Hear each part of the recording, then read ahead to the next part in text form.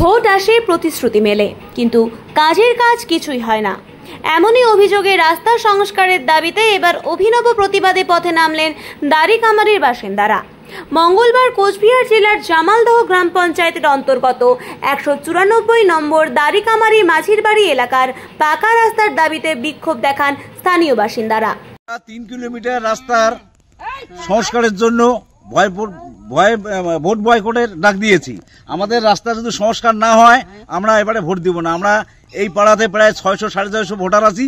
হ্যাঁ, আমরা ভোট দিব না। আজকে 15 বছর থেকে আমরা রাস্তাঘাট হয়ে আছি। বর্ষায় কাদার জন্য যা দুর্ভোগ করতেছি, বাচ্চা কাচ্চারা স্কুল যেতে পড়ে টড়ে কাদা টাদা হয়ে যাচ্ছে। হ্যাঁ, কোনো রকম সংস্কার হচ্ছে না। ওই সংস্কারের দাবিতে আমরা আজকে বয়কট করে ডাক দিয়েছি।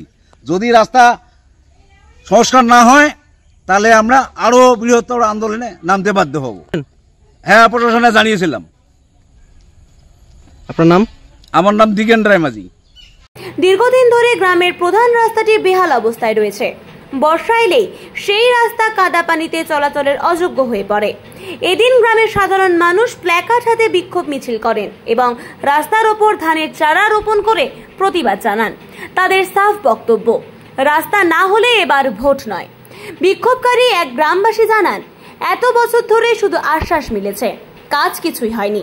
পঞ্চায়েত ও প্রশাসন কেউ আমাদের সমস্যার কথা শুনছেন না। গ্রামবাসীরা আরও জানিয়েছেন, বারবার অভিযোগ জানানোর পরও কোনো স্থায়ী সমাধান হয়নি। তাই বাধ্য হয়ে এবার তারা নিজেদের কণ্ঠস্বরকে দৃঢ়ভাবে জানান দিতে পথে নামলেন। Bureau news, ABN 24/7, Cooch Behar.